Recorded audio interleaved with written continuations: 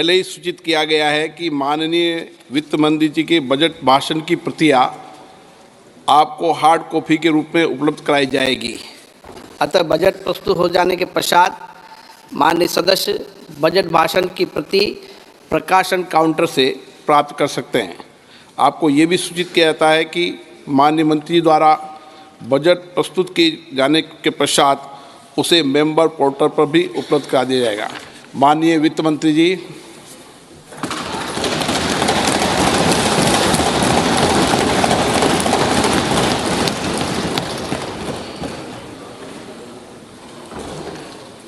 Honorable Speaker, I present the interim budget for 24-25.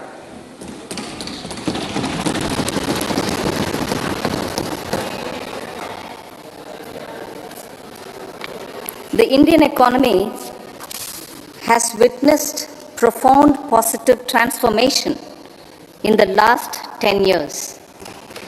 The people of India are looking ahead to the future with hope and optimism. With the blessings of the people, When our government, under the visionary and dynamic leadership of Honorable Prime Minister Shri Narendra Modi, assumed office in 2014, the country was facing enormous challenges. With Sabka Saath, Sabka Vikas as its mantra, the government overcame those challenges in right earnest. Structural reforms were undertaken. Pro-people programs were formulated and implemented promptly. Conditions were created for more opportunities for employment and entrepreneurship. The economy got a new vigor. The fruits of development started reaching the people at scale. The country got a new sense of purpose and hope. Naturally, the people blessed the government with a bigger mandate. In the second term, our government, under the leadership of Honorable Prime Minister, doubled down on its responsibilities to build a prosperous country with comprehensive development of all people and all regions. Our government strengthened its mantra to Sabka Saath, Sabka Vikas and Sabka Vishwas. Our development philosophy covered all elements of inclusivity, namely social inclusivity through coverage of all strata of the society, and geographical inclusivity through development of all regions of the country. With the whole of nation approach of Sabka Prayas, the country overcame the challenges of once in a century pandemic, took long strides towards Atmanirbhar Bharat, committed to Panch Pran, and laid solid foundations for the Amrit Kal. As a result, our young country has high aspirations, pride in its present, and hope and confidence for a bright future. We expect that our government, based on its stupendous work, will be blessed again by the people with a resounding mandate. Inclusive development and growth. Our humane and inclusive approach to development is a marked and deliberate departure from the earlier approach of provisioning up to village level. Development programs were thus provisioned. In the last 10 years, however, have targeted each and every household and individual through housing for all, Har Ghar Jal, electricity for all, cooking gas for all, bank accounts and financial services for all in record time. The worries about food have been eliminated through free ration for 80 crore people. Minimum support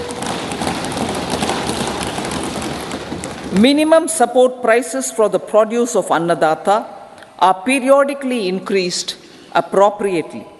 These and the provision of basic necessities have enhanced real income in the rural areas. Their economic needs could be addressed, thus spurring growth and generating jobs. Social justice. Our government is working with an approach to development that is all-round, all-pervasive, and all-inclusive. Sarvangin, Sarvasparshi, or Sarvasamaveshi. It covers all castes and people at all levels. We are working to make India a Vikasit Bharat by 2047. For achieving that goal, we need to improve people's capability and empower them.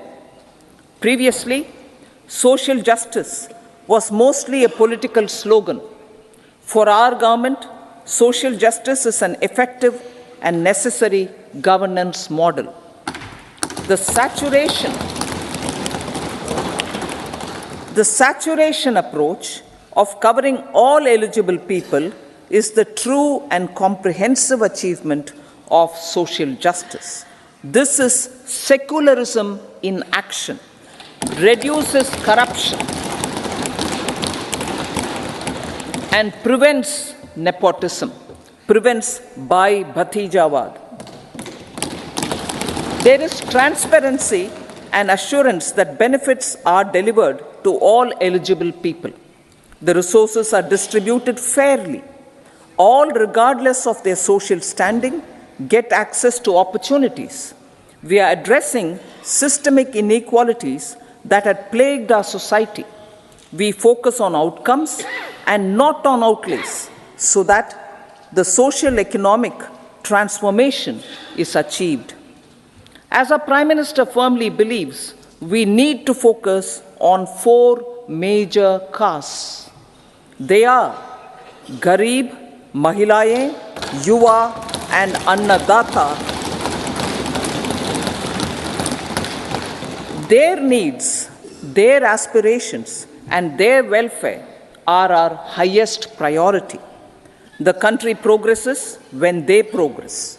All 4 require and receive government support in their quest to better their lives. Their empowerment and well-being will drive the country forward. Garib Kalyan, Desh Ka Kalyan. We believe in empowering the poor. The earlier approach of tackling poverty through entitlements had resulted in very modest outcomes. When the poor became empowered partners in the development process, government's power to assist them also increases manifold. With the pursuit of Sabka Saath, in these 10 years, the government has assisted 25 crore people to get freedom from multi-dimensional poverty. Our government's efforts are now getting synergized with energy and passion of such empowered people. This is truly elevating them from poverty. Direct benefit transfer of 34 lakh crore rupees from the government using PM Jan Dhan accounts has led to savings of 2.7 lakh crores of rupees for the government. This savings has been realized through avoidance of leakages prevalent earlier. The savings have helped in providing more funds for Garib Kalyan. PM Swanidhi has provided credit assistance to 78 lakh street vendors. From that total of 78 lakh street vendors, 2.3 lakh have received credit for the 3rd time. PM Janman Yojana reaches out to the particularly vulnerable tribal groups who have remained outside the realm of development so far. PM Vishwakarma Yojana provides end-to-end support to artisans and craftspeople engaged in 18 trades. The schemes for empowerment of Divyangs and transgender persons reflect firm resolve of our government to leave no one behind. Welfare of Annadata. Farmers are our Annadata. Every year under PM Kisan Samman Yojana, direct financial assistance is provided to 11.8 crore farmers, including marginal and small farmers. Crop insurance is given to 4 crore farmers under PM Fasal Bima Yojana. These, besides several other programs, are assisting Annadata in producing food for the country and for the world. Electronic National Agricultural Market has integrated 1,361 mandis and is providing services to 1.8 crore farmers with trading volume of 3 lakh crores of rupees. The sector is poised for inclusive, balanced, higher growth and productivity. These are facilitated from farmer-centric policies, income support, coverage of risks through price and insurance support, promotion of technologies and innovations through startups. Empowering the Amrit PD, the Yuva. Our prosperity depends on adequately equipping and empowering the youth. The National Education Policy 2020 is ushering the transformational reforms. PM Schools for Rising India, PM Shri, are delivering quality teaching and nurturing holistic and well-rounded individuals.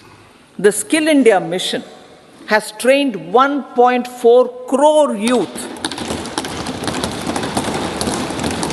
upskilled and reskilled 54 lakh youth, and established 3,000 new ITIs.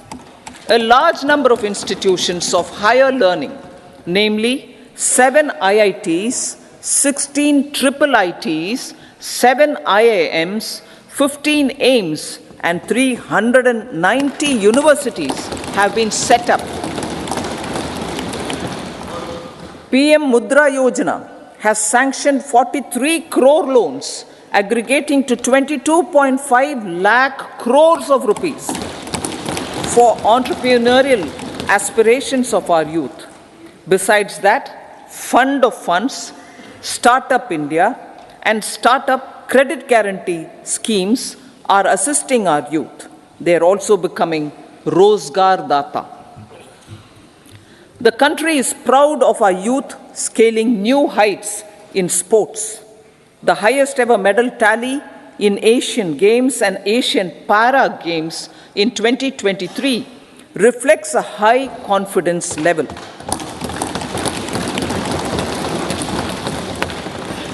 Chess prodigy and our #1 ranked player Pragnananda put up a stiff fight against the reigning world champion Magnus Carlsen in 2023. Today, India has over 80 chess grandmasters compared to little over 20 in 2010. Momentum for Nari Shakti. The empowerment of women through entrepreneurship, ease of living, and dignity for them has gained momentum in these 10 years. 30 crore Mudra Yojana loans have been given to women entrepreneurs. Female enrollment in higher education has gone up by 28% in 10 years. In STEM courses, girls and women constitute 43% of enrollment, one of the highest in the world. All these measures are getting reflected in the increasing participation of women in workforce. Making triple talaq illegal, reservation of 1/3 seats for women in the Lok Sabha and state assemblies, and giving over 70% houses under PM Awas Yojana in rural areas to women,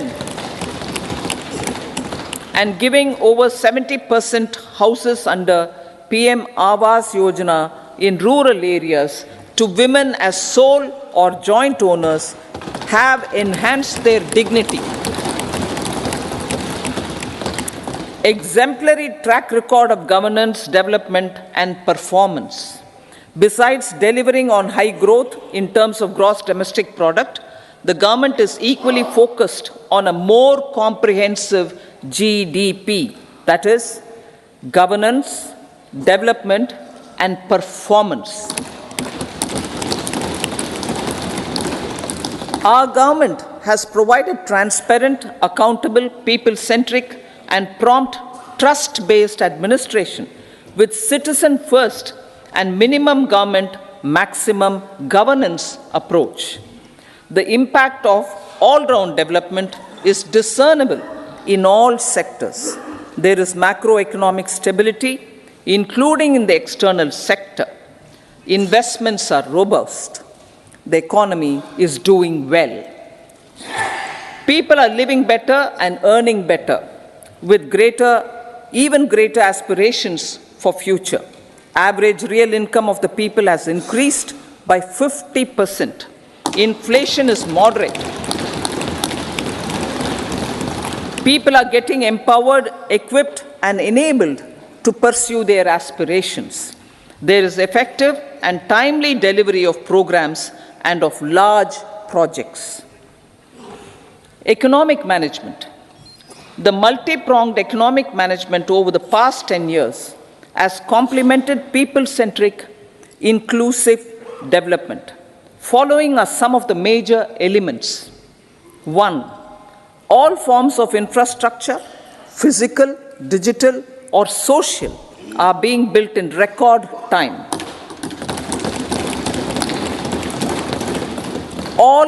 Number 2, all parts of the country are becoming active participants in economic growth. Number 3, digital public infrastructure, a new factor of production as if in the 21st century, is instrumental in formalization of the economy.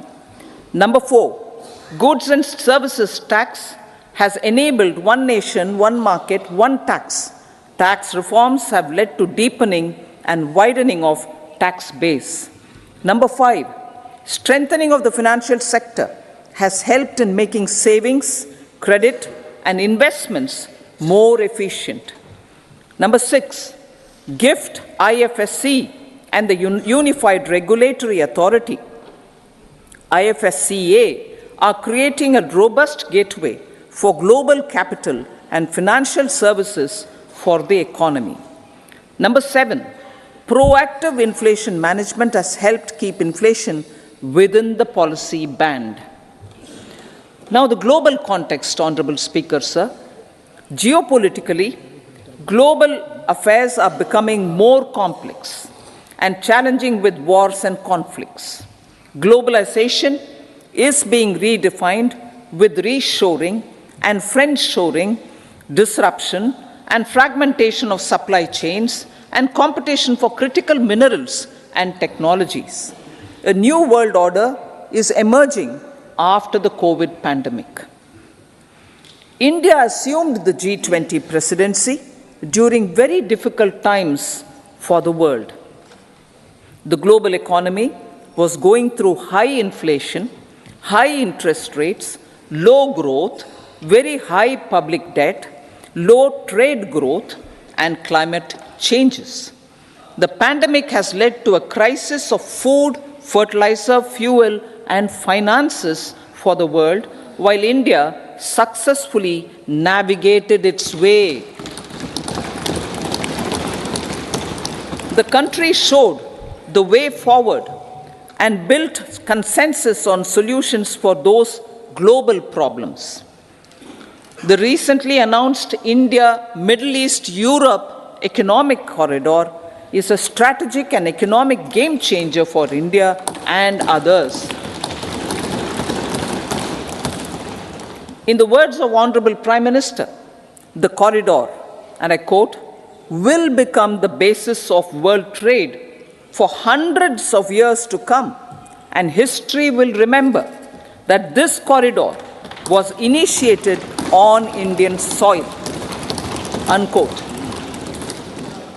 Vision for Vikasit Bharat.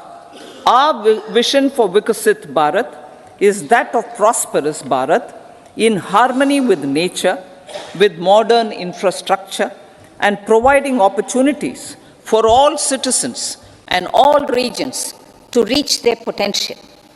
With confidence arising from strong and exemplary track record of performance and progress, earning Sabka Vishwas, the next 5 years will be years of unprecedented development and golden moments to realize the dream of developed India by 2047. The trinity of demography, democracy, and diversity backed by Sabka Prayas has the potential to fulfill aspirations of every Indian.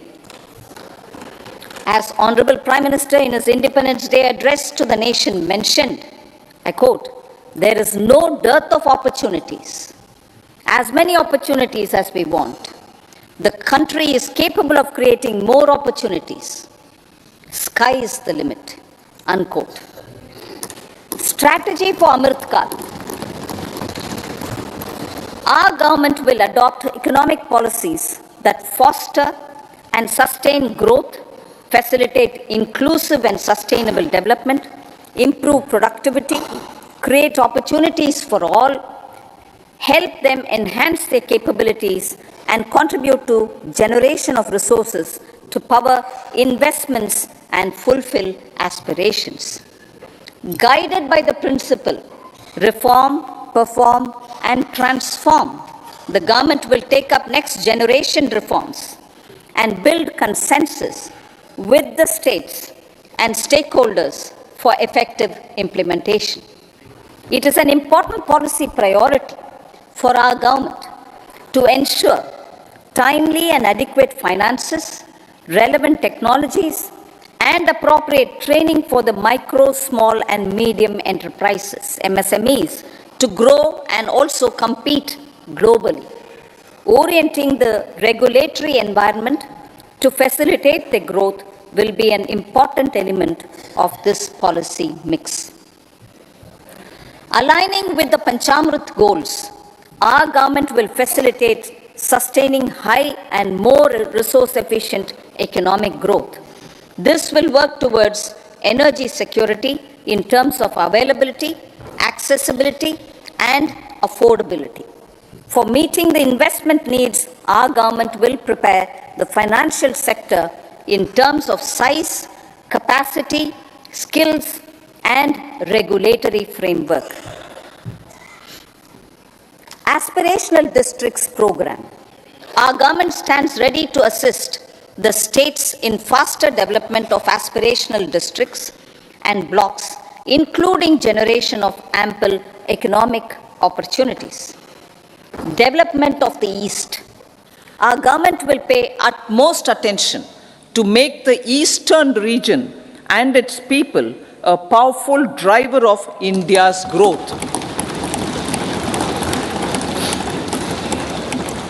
PM Awas Yojana Gramin. Despite the challenges due to COVID, implementation of PM Awas Yojana Gramin continued, and we are close to achieving the target of 3 crore houses. 2 crore more houses will be taken up in the next 5 years to meet the requirement arising from increase in the number of families. Rooftop solarization and Muft Bijli. Through rooftop solarization, 1 crore households will be enabled to obtain up to 300 units free electricity every month. This scheme follows the resolve of Honorable Prime Minister on the historic day of consecration of Sri Ram Mandir in Ayodhya. Following benefits are expected. Savings up to 15 to 18,000 rupees annually for households from free solar electricity and selling the surplus to the distribution companies. Charging of electric vehicles. entrepreneurship opportunities for a large number of vendors for supply and installation, employment opportunities for the youth with technical skills in manufacturing, installation, and maintenance. Housing for middle class. Our government will launch a scheme to help deserving sections of the middle class, and I quote from Honorable Prime Minister's words, living in rented houses or slums or chawls and unauthorized colonies, unquote, to buy or build their own houses.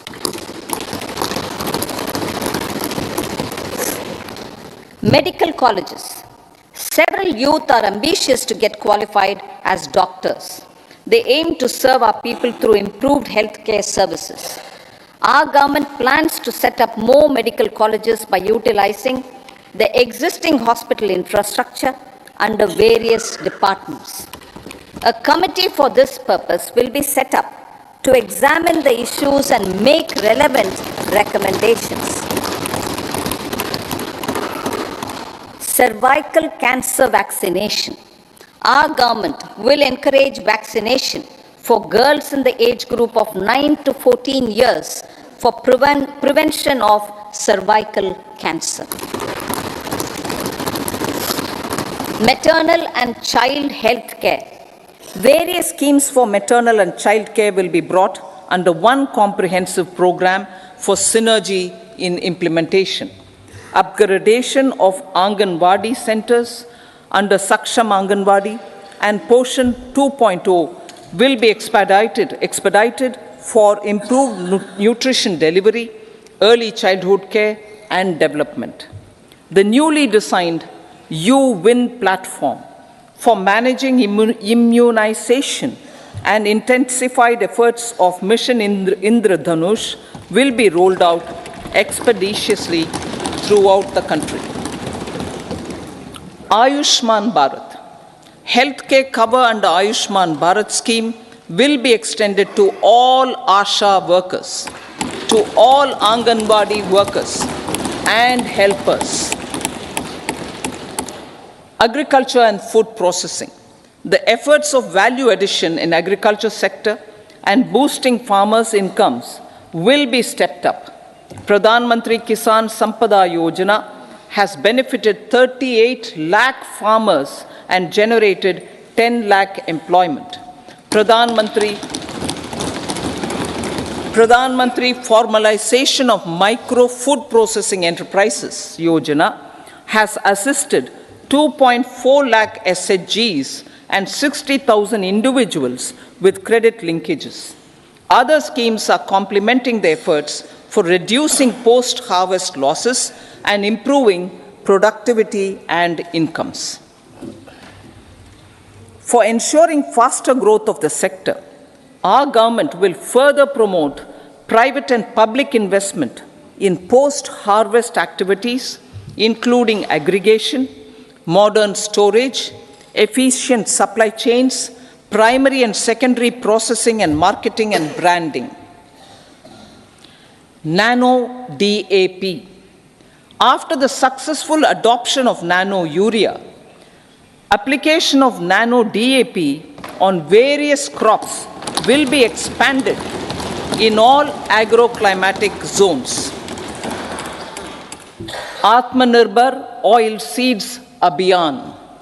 Building on the initiative announced in 2022, a strategy will be formulated to achieve Atmanirbharta for oil seeds such as mustard, groundnut, sesame, soya bean, and sunflower. This will cover research for high-yielding varieties, widespread adoption of modern farming techniques, market linkages, procurement, value addition, and crop insurance. Dairy development. A comprehensive program for supporting dairy farmers will be formulated. Efforts are already on to control foot and mouth disease. India is the world's largest milk producer with India is the world's largest milk producer, but with low productivity of milch animals. The program will be built on the success of existing schemes such as Rashtriya Gokul Mission, National Livestock Mission, and infrastructure development funds for dairy processing and animal husbandry. Matsya Sampada. It was a government which set up a separate department for fisheries, realizing the importance of assisting fishermen. This has resulted in doubling of both inland and aquaculture production. Seafood exports since 2013-14 has also doubled. Implementation of Pradhan Mantri Matsya Sampada Yojana will be stepped up to 1. Enhance aquaculture productivity from existing 3 to 5 tons per hectare. 2. Double exports to 1 lakh crore rupees, and 3. Generate 55 lakh employment opportunities in the near future. 5 integrated aqua parks will also be set up. Lakpati Didi.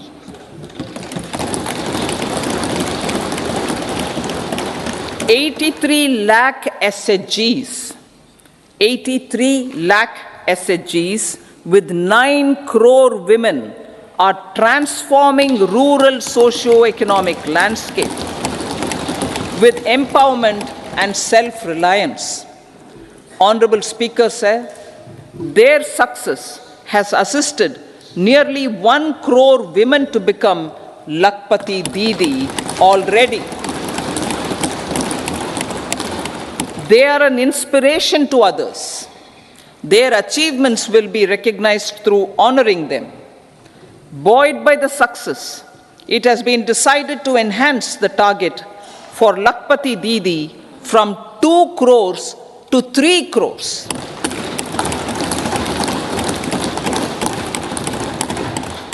Technological changes, new age technologies and data are changing the lives of people and businesses. They are also enabling new economic opportunities and facilitating provision of high quality services at affordable prices for all, including those at the bottom of the pyramid.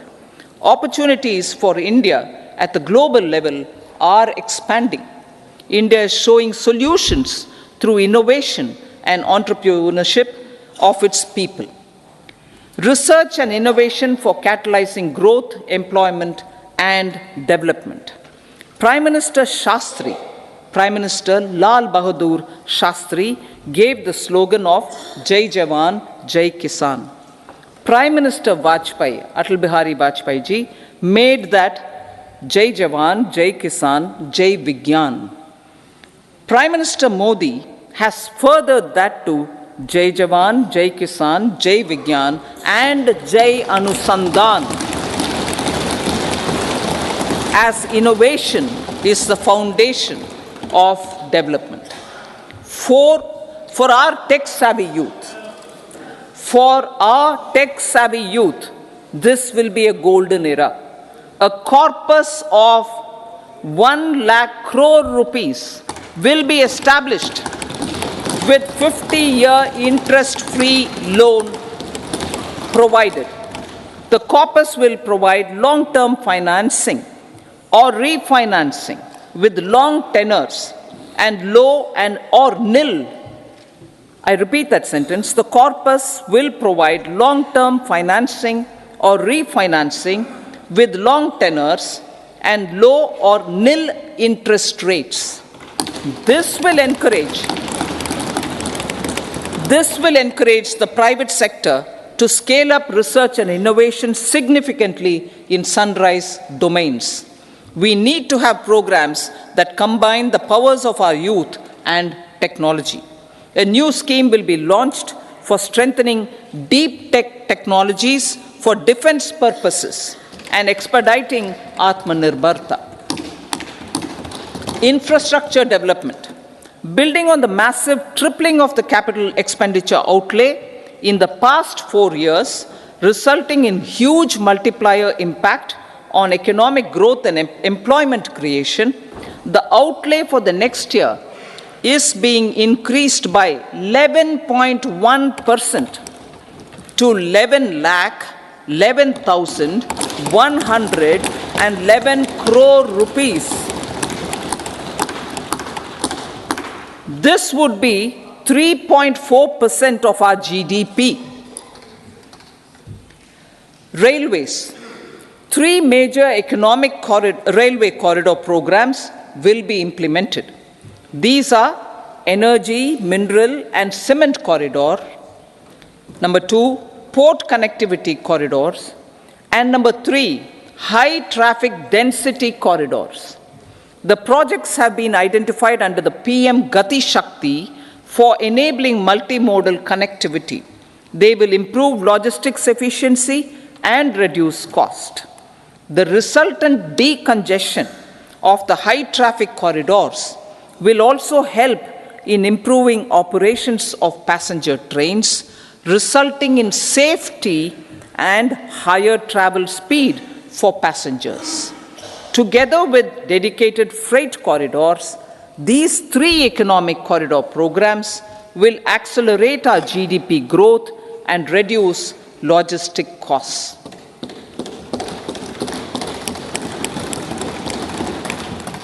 40,000 normal rail bogies will be converted to Vande Bharat standards to enhance safety, convenience, and comfort of passengers. Aviation sector. The aviation sector has been galvanized in the past 10 years. Number of airports have doubled to 149. Rollout of air connectivity to Tier 2 and Tier 3 cities under UDAN scheme has been widespread. 517 new routes are carrying 1.3 crore passengers. Indian carriers have proactively placed orders for over 1,000 new aircrafts. Expansion of existing airports and development of new airports will continue expeditiously. Metro and Namo Bharat. We have a fast expanding middle class and rapid urbanization is taking place. Metro rail and Namo Bharat can be the catalyst for the required urban transformation. Expansion of these systems will be supported in large cities focusing on transit-oriented development. Green energy. Towards meeting our commitment for net zero by 2070, the following measures will be taken. Viability gap funding will be provided for harnessing offshore wind energy potential for initial capacity of 1 gigawatt. Coal gasification and liquefaction capacity of 100 metric tons will be set up by 2030. This will also help in reducing imports of natural gas, methanol, and ammonia. Phased mandatory blending of compressed biogas in compressed natural gas for transport and piped natural gas for domestic purposes will be mandated. Financial assistance will be provided for procurement of biomass aggregation machinery to support collection. Electric vehicle ecosystem. Our government will expand this and strengthen the e-vehicle ecosystem by supporting manufacturing and charging infrastructure. Greater adoption of e-buses for public transport networks will be encouraged through payment security mechanism. Biomanufacturing and biofoundry. For promoting green growth, a new scheme of biomanufacturing and biofoundry will be launched. This will provide environment-friendly alternatives such as biodegradable polymers, bioplastics, biopharmaceuticals, and bioagri-inputs. This scheme will also help in transforming today's consumptive manufacturing paradigm to the one based on regenerative principles. Blue Economy 2.0. For promoting climate resilient activities for Blue Economy 2.0, a scheme for restoration and adaptation measures and coastal aquaculture and mariculture with integrated and multi-sectoral approach will be launched. Comprehensive development of tourist centers. The success of organizing G20 meetings in 60 places presented diversity of India to global audience. Our economic strength has made the country an attractive destination for business and conference tourism. Our middle class also now aspires to travel and explore. Tourism, including spiritual tourism, has tremendous opportunities for local entrepreneurship. States will be encouraged to take up comprehensive development of iconic tourist centers, branding and marketing them at global scale. A framework for rating of the centers based on quality of facilities and services will be established. Long-term interest-free loans will be provided to states for financing such development on matching basis. To address the emerging fervor for domestic tourism, Honorable Speaker, sir, projects for port connectivity, tourism infrastructure, and amenities will be taken up on our islands, including Lakshadweep. This will help in generating employment also. Promoting investments. The FDI inflow during 2014 to 23 was $596 billion US, marking a golden era. That is twice the inflow during 2005 to 14. For encouraging sustained foreign investment, we are negotiating bilateral investment treaties with our foreign partners in the spirit of First Develop India. FDI is First Develop India. Reforms in the states for Vikasit Bharat.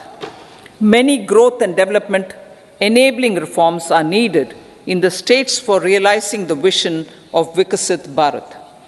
A provision of 75,000 crore rupees as 50-year interest-free loan is proposed this year to support those milestone-linked reforms by the state governments.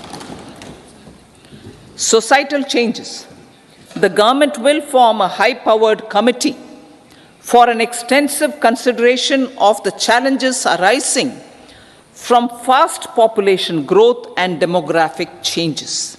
The committee will be mandated to make recommendations for addressing these challenges comprehensively in relation to the goal of Vikasit Bharat. Amrit Kal as Kartavya Kal.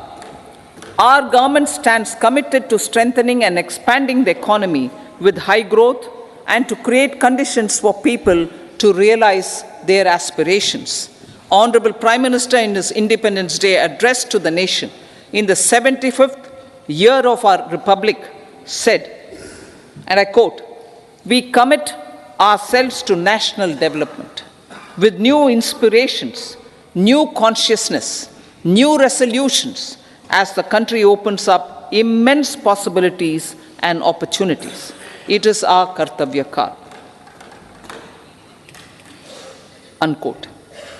Every challenge of the pre-2014 era was overcome through our economic management and our governance. These have placed the country on a resolute path of sustained high growth. This has been possible through right policies, true intentions and appropriate decisions.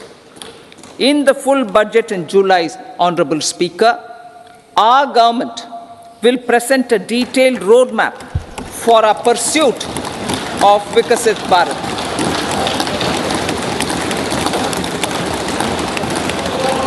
Revised estimates of 2023-24. The revised estimate of the total receipts other than borrowings is 27.56 lakh crores of rupees, of which the tax receipts are 23.24 lakh crore rupees. The revised estimate of total expenditure is 44.90 lakh crore rupees. The revenue receipts at 30.03 lakh crore rupees are expected to be higher than the budget estimate, reflecting strong growth momentum and formalization in the economy. The revised estimate of the fiscal deficit is 5.8% of GDP, improving on the budget estimate, notwithstanding moderation in the nominal growth estimates. Budget estimates for 2024-25. Coming to the year 2024-25, the total receipts other than borrowings and total expenditure are estimated at 30.80 and 47.66 lakh crore rupees respectively. The tax receipts are estimated at 26.02 lakh crore rupees.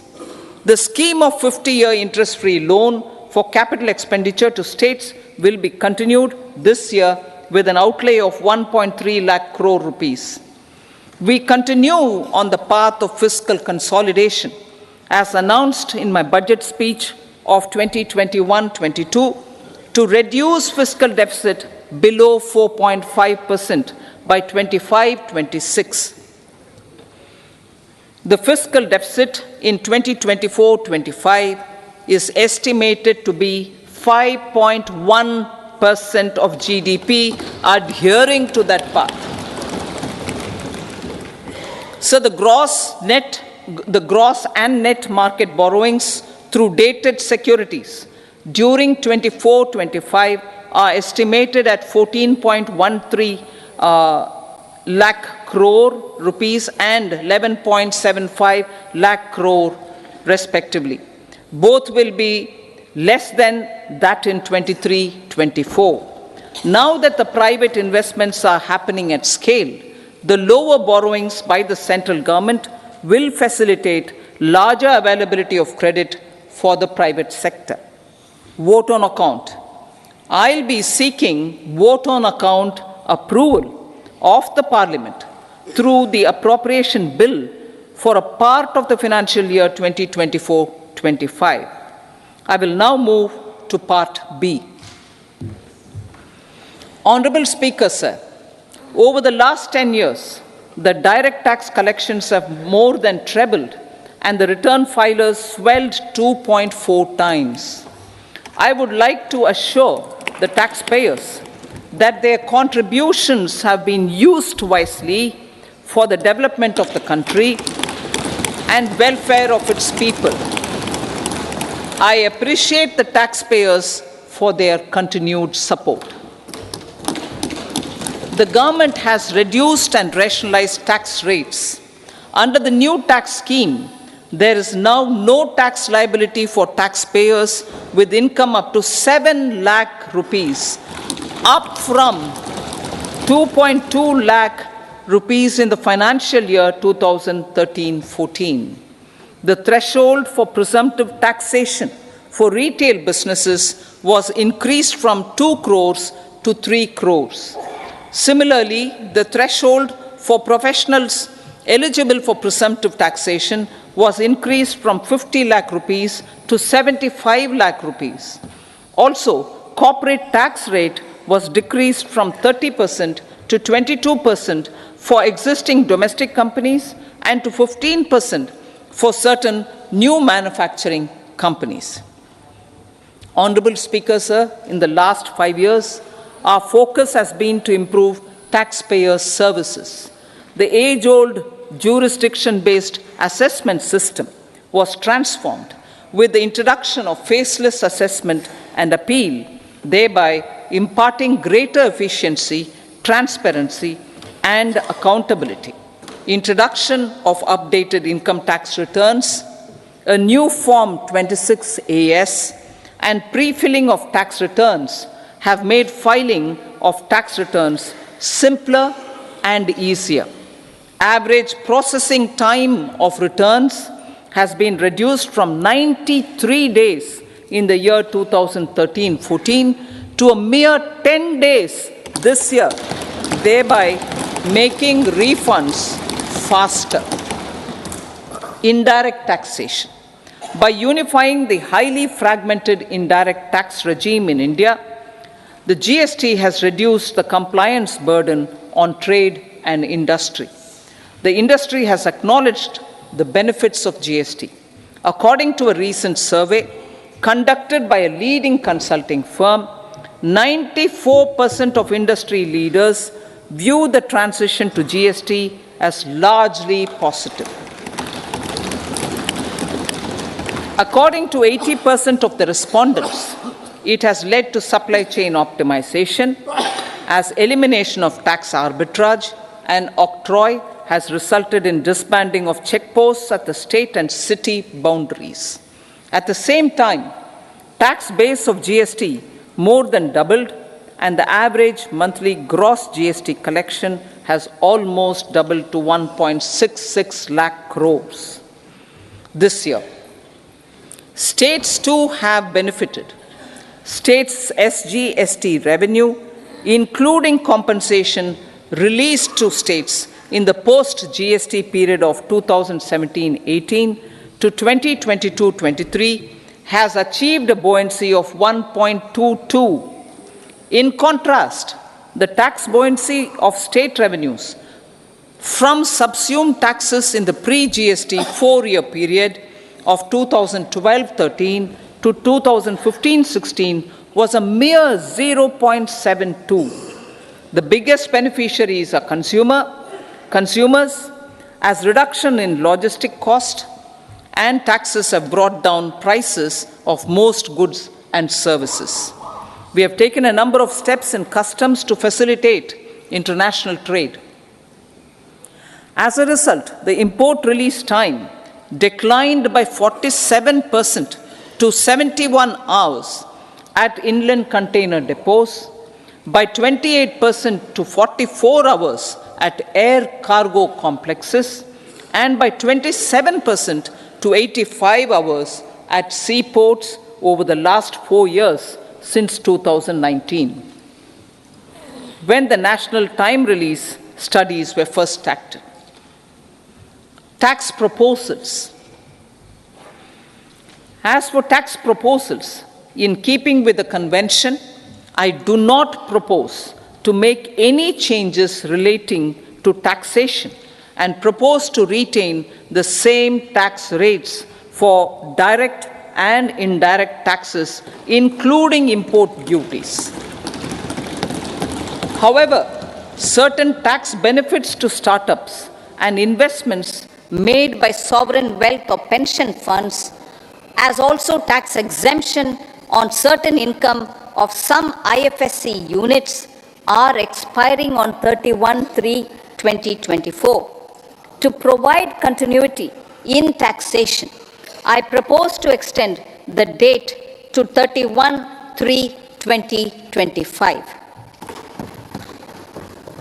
Moreover, in line with our government's vision to improve ease of living and ease of doing business, I wish to make an announcement to improve taxpayer services.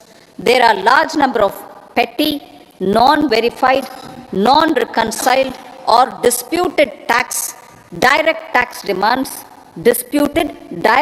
demands, many of them dating as far back as 1962, which continue to remain on the books, causing anxiety to honest taxpayers and hindering refunds of subsequent years.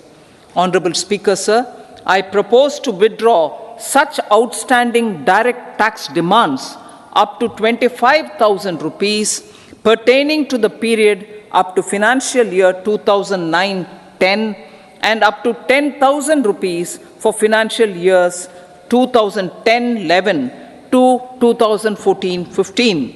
This is expected to benefit about 1 crore taxpayers. 1 crore taxpayers would benefit out of this. Economy then and now.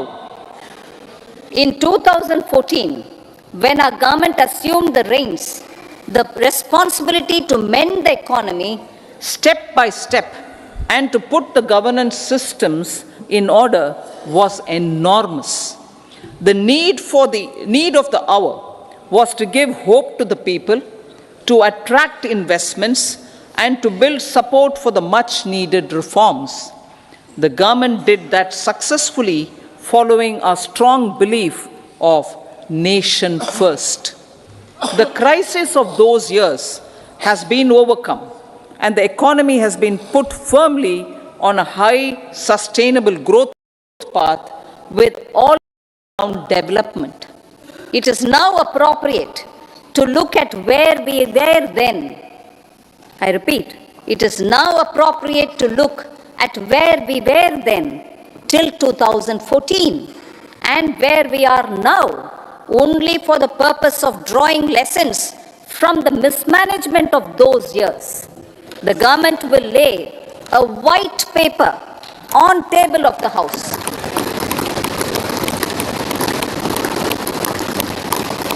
The exemplary track record of governance, development and performance, effective delivery and Jan Kalyan has given the government trust, confidence and blessings of the people to realize whatever it takes, the goal of Vikasit Bharat, with good intentions, true dedication and hard work in the coming years and decades.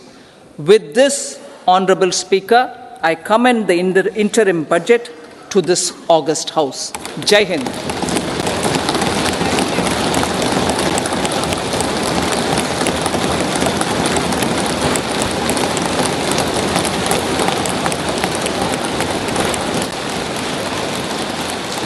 Item number 2 Shrimati Nirmala Sitharaman जी।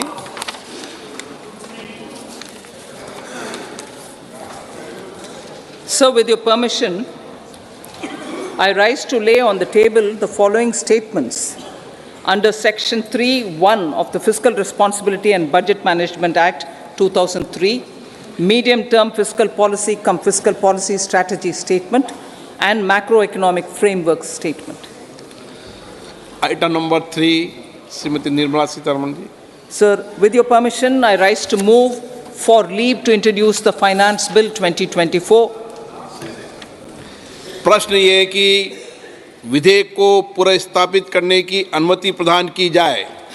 जो सदस्य इसके पक्ष में हाँ कहें, जो सदस्य विरोध में ना कहें। मेरे विचार में निर्णय हाँ वालों के पक्ष हुआ, हाँ वालों के पक्ष हुआ। माननीय मंत्री जी विधेयक को पुनर्स्थापित करें। So I introduce the bill. सभा की कार्रवाई शुक्रवार दिनांक 2 फरवरी 2024 को प्राप्त 11 बजे तक के लिए स्थगित की जाती है।